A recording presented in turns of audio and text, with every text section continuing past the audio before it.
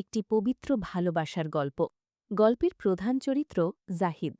সে পেশায় সৎ ও পরিশ্রমী হলেও তার একটি বড় অন্ধকার দিক ছিল। তার অতিমাত্রায় উগ্র মেজাজ। সামান্য কারণে সে নিয়ন্ত্রণ হারিয়ে ফেলত। আর এই রাগের বড় শিকার ছিল তার নিজের ঘর, তার আপন স্ত্রী। জাহিদের ধারণা ছিল সারাদিন বাইরে হাড়ভাঙা খাটুনি খেটে ঘরে ফেরে, তাই ঘরের সব ভুল ত্রুটির উপর ক্ষোভ প্রকাশ করার পূর্ণ অধিকার তার আছে। নিজের এই আচরণ যে তার সঙ্গিনীর মনকে কতটা ক্ষতবিক্ষত করছে তা বোঝার মতো মানসিকতা তার ছিল না। আর এই গল্পের অন্য চরিত্র জাহিদের স্ত্রী আয়েশা। আয়েশা এক অত্যন্ত দীনদার, শান্ত স্বভাবের এবং পর্দাশীল নারী। আয়েশার কাছে সংসার ছিল আল্লাহর ইবাদতের মতো।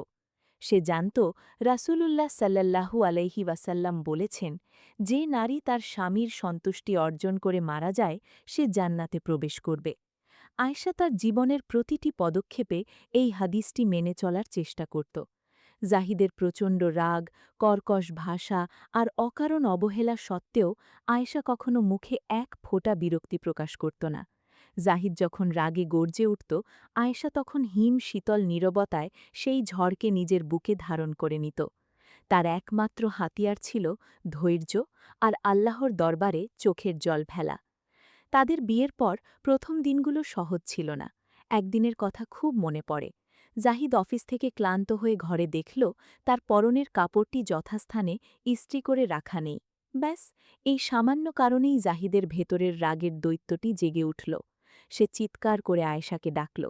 আয়েশা রান্নাঘর থেকে আঁচলে হাত মুছতে মুছতে এসে দাঁড়াল। জাহিদ অত্যন্ত কঠোর গলায় বলল, সারাদিন ঘরে বসে তুমি কি করো আয়েশা? একটা জামা ঠিকমতো গুছিয়ে রাখতে পারো না? তোমার এই অপদার্থতার জন্য আমাকে প্রতিদিন ভুগতে হয়। আয়েশা কোনো পাল্টা যুক্তি দিল না। সে চাইলে বলতে পারত যে সে জাহিদের জন্য পছন্দের তরকারি রান্না করতে গিয়ে ব্যস্ত ছিল। কিন্তু আয়েশা তা করল না। সে মৃদু স্বরে বলল, আমার ভুল হয়ে গেছে। আপনি হাত মুখ ধুয়ে নিন, আমি এখনই জামাটি রেডি করে দিচ্ছি।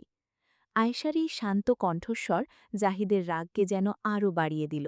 সে বলল, সব সময় এই কান্নাকাটি আর ক্ষমা চাওয়ার নাটক বন্ধ করো। জাহিদ জামাটি হাত থেকে ছুঁড়ে ফেলে দিয়ে ঘর থেকে বেরিয়ে গেল। আয়েশা স্তব্ধ হয়ে দাঁড়িয়ে রইল। তার চোখ বেয়ে দুফোঁটা অশ্রু গড়িয়ে পড়ল। কিন্তু সে মেঝে থেকে জামাটি তুলে নিয়ে পরম যত্নে আবার ইস্ত্রি করতে বসল। মনে মনে সে আল্লাহর কাছে দোয়া করল, হে আল্লাহ, আমার স্বামীর মনকে আপনি শান্ত করে দিন।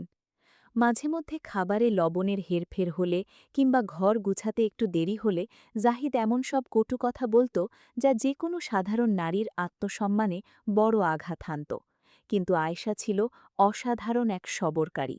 জাহিদ যখনই অন্যায় আচরণ করত, আয়েশা তার বিপরীতে জাহিদের আরও বেশি সেবা করত। একদিন জাহিদ ভীষণ অসুস্থ হয়ে পড়ল। প্রচণ্ড জ্বরে তার শরীর পুড়ে যাচ্ছিল। আয়েশা দিনরাত এক করে জাহিদের সেবা করতে লাগল। কখনো মাথায় জলপট্টি দিচ্ছে, কখনো সুজি বা স্যুপ বানিয়ে জাহিদের মুখে তুলে দিচ্ছে। জাহিদ যখন জ্বরের ঘোরে কাতরাচ্ছিল, আয়েশা তখন তার মাথার কাছে বসে মৃদু কণ্ঠে কোরআন তিলাওয়াত করছিল। জাহিদ যখন চোখ মেলে তাকালো, সে দেখল আয়েশার চোখের নিচে কালচে দাগ পড়ে গেছে। আয়েশা গত ৩ দিন ধরে এক ফোঁটা ঘুমায়নি। আয়েশার চোখ দুটি দিয়ে তখনও অশ্রু ঝরছে, আর তার ঠোঁট দুটি জাহিদের সুস্থতার জন্য আল্লাহর কাছে ফিসফিস করে দোয়া করে চলেছে। জাহিদের ভেতরটা সেদিন ক্ষণিকের জন্য কেঁপে উঠেছিল। সে ভেবেছিল, যে মানুষটাকে আমি প্রতিদিন কথায় কথায় এত কষ্ট দিই, সে কিভাবে আমার জন্য নিজের জীবন বিলিয়ে দিচ্ছে। কিন্তু সুস্থ হবার পর জাহিদ আবারও তার সেই পুরনো মেজাজে ফিরে গেল। মানুষের স্বভাব পরিবর্তন করা সত্যিই কত কঠিন। তবে আল্লাহ তাআলা জাহিদকে এক বড় পরীক্ষার মুখোমুখি করলেন, যা তাদের দাম্পত্য জীবনের গতিপথকে চিরতরে বদলে দেওয়ার নিয়তি হয়ে এসেছিল। সেদিন ছিল সোমবার। ব্যবসায় একটা বড় চুক্তির কাজ চলছিল, কিন্তু জাহিদের এক অংশীদারের চরম বিশ্বাসঘাতকতা এবং নিজের একটি ভুলের জন্য পুরো চুক্তিটি বাতিল হয়ে যায়। জাহিদের কয়েক লক্ষ টাকার ক্ষতি হয়ে যায়। এই ধাক্কা জাহিদ সহ্য করতে পারছিল না। অফিসের স্টাফদের ওপর চিল্লাচিল্লি করে টেবিলের ফাইলপত্র ছুঁড়ে ফেলে দিয়ে সে প্রচণ্ড ক্ষিপ্ত অবস্থায় বাড়ির উদ্দেশ্যে রওনা হল। বাসার দরজায় এসে জাহিদ কলিং বেল চাপল। আয়েশা তখন অজু করে মাগরিবের নামাজ শেষ করে মাত্র জায়নামাজ থেকে উঠেছে। দরজা খুলতেই জাহিদ ঘরে ঢুকে জুতোজোড়া লাথি মেরে ছুঁড়ে ফেলে দিল। আয়েশা জাহিদের এই অবস্থা দেখে বুঝতে পারল আজ বড় কোনো অঘটন ঘটেছে। সে নরম গলায় বলল, আপনি এসেছেন? অনেক ক্লান্ত দেখাচ্ছে আপনাকে। আপনি একটু বসুন, আমি আপনার জন্য ঠান্ডা এক গ্লাস পানি নিয়ে আসছি। আয়েশা পানি নিয়ে এসে জাহিদের হাতে দিতে গেল, কিন্তু জাহিদের মনের ভেতর যে ক্ষোভ আর হতাশা জমা ছিল তা এক নিমেষে আয়েশার ওপর ফেটে পড়ল। জাহিদ পানির গ্লাসটি হাত দিয়ে সরিয়ে দিল, যার ফলে গ্লাসটি আয়েশার হাত থেকে ফসকে মেঝের পাথরে পড়ে ভেঙে চুরমার হয়ে গেল। জাহিদ দাঁড়িয়ে উঠে চিৎকার করে বলল, পানি? আমি কি তোমার কাছে পানি চেয়েছি? সারাদিন বাইরে মাথার ঘাম পায়ে ফেলে কাজ করে আসি, আর ঘরে এসে দেখি এই অশান্তি। তুমি একটা অপয়া নারী আয়েশা। যেদিন থেকে তুমি আমার জীবনে এসেছ সেদিন থেকেই আমার কপাল পুড়েছে। আজ ব্যবসায় আমার যে ক্ষতি হয়েছে তার জন্য তুমিই দায়ী।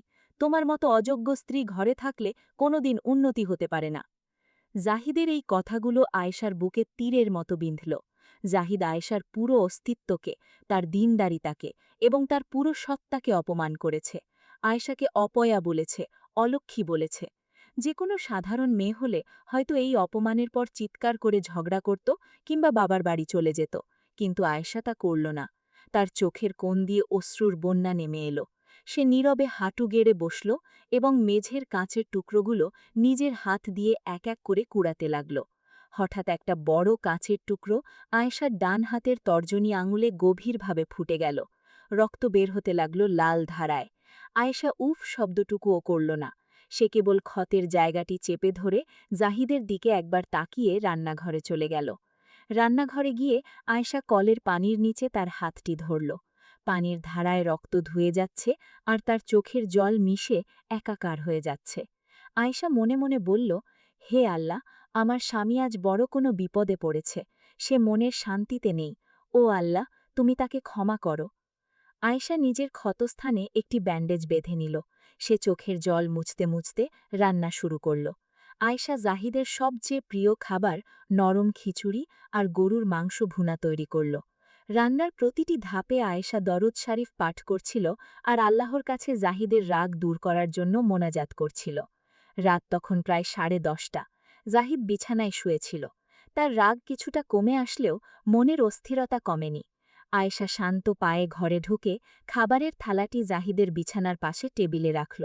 জাহিদের দিকে তাকিয়ে অত্যন্ত কোমল গলায় বলল, আমি জানি আপনার মন আজ ভালো নেই, কিন্তু দুপুর থেকে আপনি কিছু খাননি। দয়া করে একটু খেয়ে নিন। জাহিদ আয়েশার দিকে তাকাল। সে আশা করেছিল আয়েশা হয়তো রেগে থাকবে, কথা বলবে না। কিন্তু আয়েশার চোখে কোনো রাগ নেই, সেখানে রয়েছে কেবল এক গভীর ভালোবাসা। জাহিদ আর নিজেকে ধরে রাখতে পারল না। সে কোনো কথা না বলে খাওয়া শুরু করল। জাহিদের প্রতিটি লোকমা গিলতে কষ্ট হচ্ছিল। তার মনে হচ্ছিল সে কোনো খাবার খাচ্ছে না, বরং আয়েশার ভালোবাসার তীব্র তাপে নিজের অহংকারকে গিলে ফেলছে। রাত তখন গভীর, আনুমানিক রাত ৩টে। চারদিকের পরিবেশ একদম নিস্তব্ধ। জাহিদ বিছানা থেকে উঠল। সে একটু পানি খাওয়ার জন্য ঘর থেকে বের হল। ড্রয়িং রুম পার হয়ে যাওয়ার সময় সে লক্ষ্য করল আয়েশার ঘরের দরজাটি সামান্য খোলা এবং সেখান থেকে মৃদু আলো বের হচ্ছে। জাহিদ কৌতূহলী হয়ে সেই দরজার সামনে গিয়ে দাঁড়াল। ভিতরের দৃশ্যটি দেখে জাহিদের পা দুটি যেন মাটির সাথে লক হয়ে গেল। সে দেখল আয়েশা তার জায়নামাজে সিজদায় পড়ে আছে।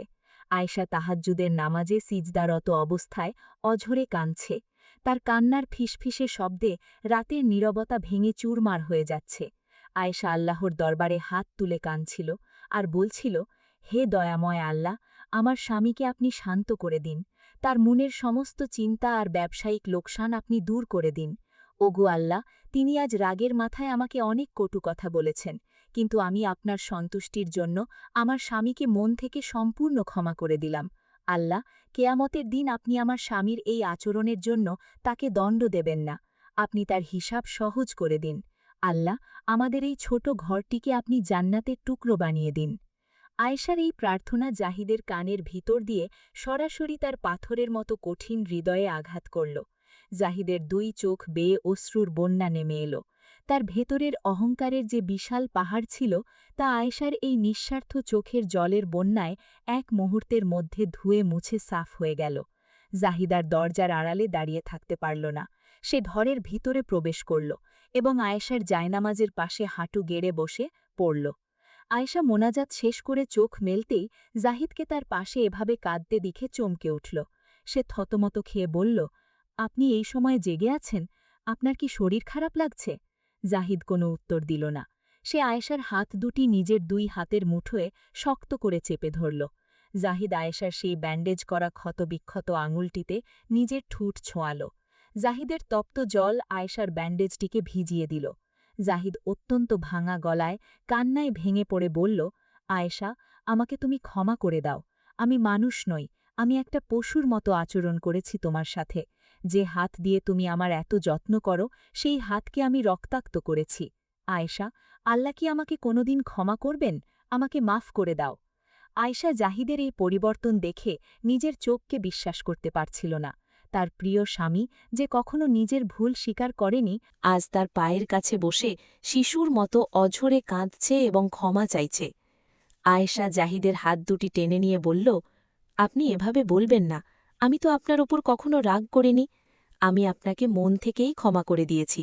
আপনি শান্ত হন। জাহিদ আয়েশাকে জড়িয়ে ধরে কাঁদতে লাগল। সেই রাতের অন্ধকারে এক চরম রাগী স্বামী তার স্ত্রীর সবর আর ভালোবাসার কাছে হেরে গিয়ে এক নতুন জাহিদে রূপান্তরিত হল। জাহিদ বুঝতে পারল, রাগ দিয়ে কখনো কাউকে জয় করা যায় না। মানুষের মন জয় করতে হয় ভালোবাসা, সহনশীলতা আর আল্লাহর ওপর ভরসা রেখে সবর করার মাধ্যমে। পরদিন সকাল থেকে জাহিদের জীবনে এক নতুন অধ্যায়ের সূচনা হল। জাহিদ রাসূলুল্লাহ সাল্লাল্লাহু আলাইহি ওয়াসাল্লামের পবিত্র জীবনী এবং হাদিস গ্রন্থগুলো পড়তে শুরু করল। সে জানতে পারল আমাদের প্রিয় নবীজি নিজের স্ত্রীদের সাথে কতটা নরম আচরণ করতেন। জাহিদ হাদিসে পড়ল, রাসূলুল্লাহ সাল্লাল্লাহু আলাইহি ওয়াসাল্লাম বলেছেন, তোমাদের মধ্যে সেই ব্যক্তি সর্বোত্তম যে তার স্ত্রীর নিকট সর্বোত্তম, আর আমি আমার স্ত্রীদের নিকট তোমাদের চেয়েও উত্তম। জাহিদ আরও জানতে পারল, রাসূলুল্লাহ সাল্লাল্লাহু আলাইহি ওয়াসাল্লাম রাগের সময় নিজের ক্রোধ নিয়ন্ত্রণ করার নির্দেশ দিয়েছেন। তিনি বলেছেন, প্রকৃত বীর সে নয় যে কুস্তিতে অন্যকে হারিয়ে দেয়, বরং প্রকৃত বীর তো সেই ব্যক্তি যে রাগের সময় নিজেকে নিয়ন্ত্রণ করতে পারে। জাহিদ আল্লাহর দরবারে খাঁটি তওবা করল এবং আয়েশার মুখে এখন আর ভয়ের কোনো ছায়া রইল না। তাদের সংসারটি এখন সত্যিই এক টুকরো জান্নাতে পরিণত হয়েছিল।